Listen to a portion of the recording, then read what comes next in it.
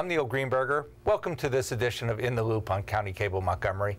Today, our special guest is Councilmember Roger Berliner. Thanks for being with us today. Nice to be with you, Neil.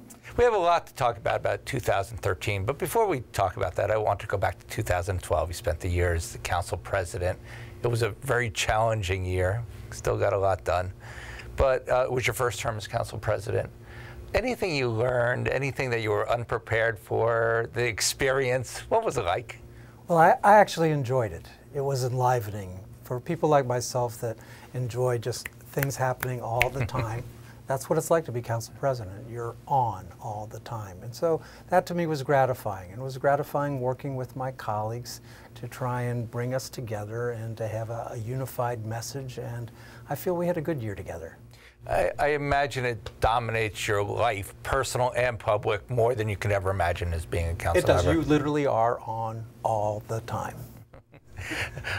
Some of the things, though, it was a difficult year, but we got so much done. Some of the things that you will recall, the things that were prominent, that are not only immediate, but will have a lasting effect in the county. Well, I think our foremost responsibility is our budget. And while the county executive proposes, we dispose. And so we take our fiscal responsibility very seriously, and this year, for the first time in 12 years, we did not raise property taxes to the limit allowed under the charter. And that was a big deal because we recognized that our people were still struggling, and we wanted to say, you know, we'll keep that money in your pocket as opposed to ours. And we reduced energy taxes. So I was pleased about that. I was pleased about the reception we got from the bond rating agencies when I went up to New York and presented with the county executive, and we got our AAA bond rating. And so first and foremost, our county is in good financial state. Secondly, I pushed real hard to make us a little more nimble, a little more entrepreneurial, a little more on the cutting edge, because I feel that's a great challenge for our county. We're a big county. And so to be innovative, to help small businesses as opposed to get in their way, to be more entrepreneurial, that was a big theme of the presidency. And I think we succeeded in that regard. I think not only did you take steps, but you led small businesses, making sure that it'd be easier to do business here in Montgomery County. Yes, we had a new position that we created in county government called a small business navigator, because our regulatory processes in the government are pretty daunting. And if you're a small businessman, the last thing you want to be doing is worrying about how do you get a permit from your county government. You want to be doing business, not having to knock on the door of government all the time. So we got somebody in county government that's there for them to help them get through the process. Another thing that you started, and we hope it continues, with shaping the future briefings, of which you had experts and your staff worked throughout the year on different briefings to not only have people analyze what we're doing, but to show us ways that other people are doing things better. Yeah, I think it's real important for our county to control our own destiny. And to do that, you have to look forward and see what's happening. And so we have a lot of demographic changes. We have a lot of challenges economically. We are in stiff competition across the river for economic development. And so what does it take for our county to prosper and grow in the ways in which we want to? And sometimes we get so in the weeds, we don't step back and think about the big picture. And so this series was designed to bring national leaders to our county and show us how we could do things perhaps a little differently. And I'll tell our viewers now those briefings are online permanently in case anybody wants to go look at them. Let's talk about 2013. It's been pretty clear from the council, you yourself, transportation is going to be the top priority for this county for this year and some years to come. It has been our top priority, and I chair the Transportation Committee, and there is no issue that is more important to the future of our county than having more transit options for our people. Our quality of life is affected by the congestion on our roads, our environment is affected, our economic development is affected.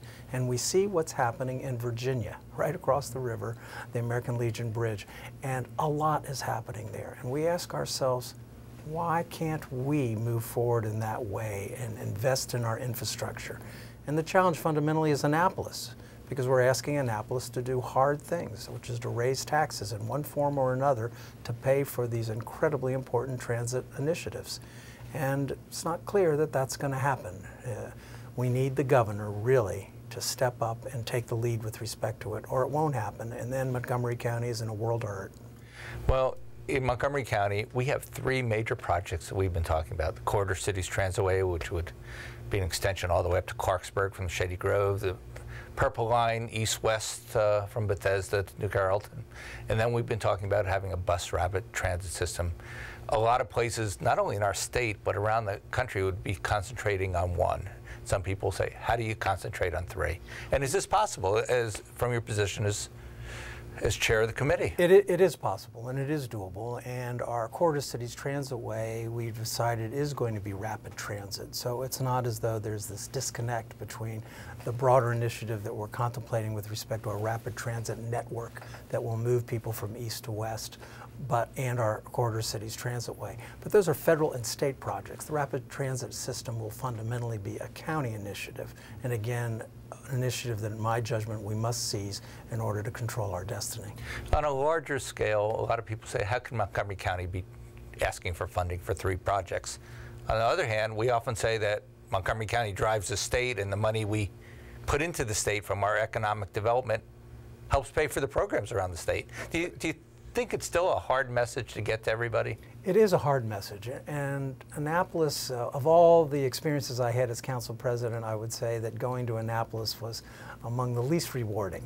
It's a tough place, and Montgomery County has a hard battle there because people look at us as though our streets are paved with gold, when in fact that's not true. We have a lot of poverty in our county, and it's also true that we give 30% of the tax revenues of the state come from Montgomery County. So there's truths in both, that we are the economic engine of the state, and our demographics are such that we have great needs too. What we do will continue to drive the state. Do you think there's any difference of that in the immediate or long-term future?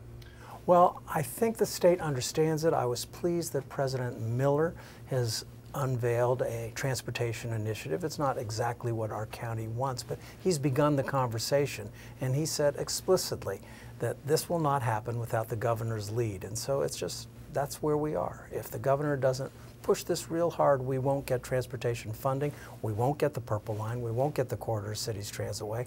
In fact, the state has just said that if we don't get funding this year from the state, they will put the project on hold next year and take money that has already been allocated to these projects and give them to someplace else. We can't allow that to happen. Well, we're talking about changing growth. Montgomery County's been getting a little younger, a little different. We have plans of which you've been involved with to address that. And one of the things that you've been very active in is making us a more bikeable community, which also addresses younger people and a different way of living. You've had a number of initiatives on bike share and biking. Yes, Bike Share is a program that really launched in the District of Columbia, spread to Northern Virginia, and we're now catching up. It is something that is important to our community because we're trying to make our community, particularly our urban nodes, bikeable, walkable, pedestrian-friendly communities.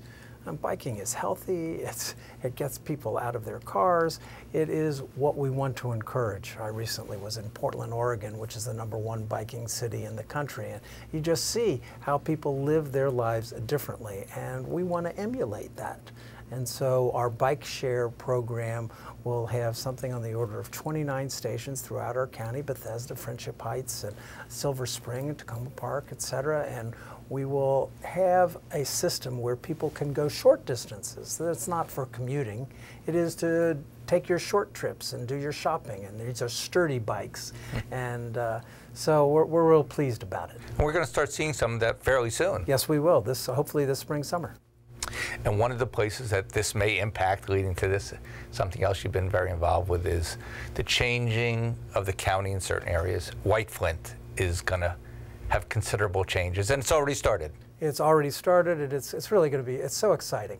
And again, I think our future in some ways depends upon the success of these little urban nodes. We need to protect our residential communities because we have lovely residential communities.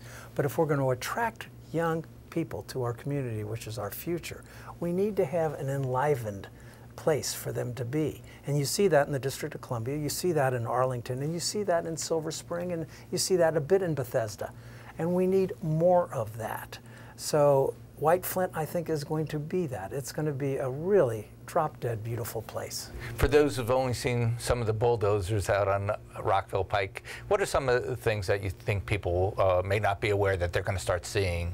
Well, what you're going to see is you're going to turn these acres and acres of asphalt, which I call strip mall on steroids, into this really hot urban little community that'll have drop-dead beautiful stores, that'll have great shopping, that'll have great places to live, great places to go and gather. We'll have a nice civic green, so it'll be a gathering place. It'll be a place where people want to go. It'll be a destination. You're District 1 representative, Bethesda, Chevy Chase, Potomac, and the area of White Flint represent you. Many people have asked, how is White Flint going to differ from what Bethesda's developed, or will it just be an extension? No, I think it will be different. It'll be a little larger, for one thing, in terms of the structures themselves. If you go down Bethesda Row, et cetera, it's very small, consistent with the neighborhood that it's close to. This will be a little more muscular, if you will, but it will have its own identity. It'll have its own shops, but will it have a same kind of feel? Probably so. I mean, it's very successful. When you have something that's successful, you want to emulate it. How long do you think it's going to take to evolve? Well, I think we're talking 2014 is going to be a big year for us. I mean, these cranes are moving and plans are moving forward, and people that said, oh, this is going to take forever, well, investment's flowing in here because it is a wonderful place for people to invest their money, and a wonderful place for people to live. One of the most unusual parts about White Flint, and one of the things that gives it great hope, is that it's a partnership of a lot of developers who actually are usually rivals. They included the people who already live there in civic associations, and I know you were involved in making sure that everybody was part of this plan. Yes, one of the unique aspects about this, something this big doesn't happen unless there's really a lot of collaboration. And I give a lot of credit to the development community because they realized that early on, that this cannot happen if the residential neighborhoods around there go crazy and say no way. And at the end, the residential neighborhoods around there and the development community and our county government, we were all able to see a vision that actually makes for a better quality of life for our people. That's a good thing. Yeah.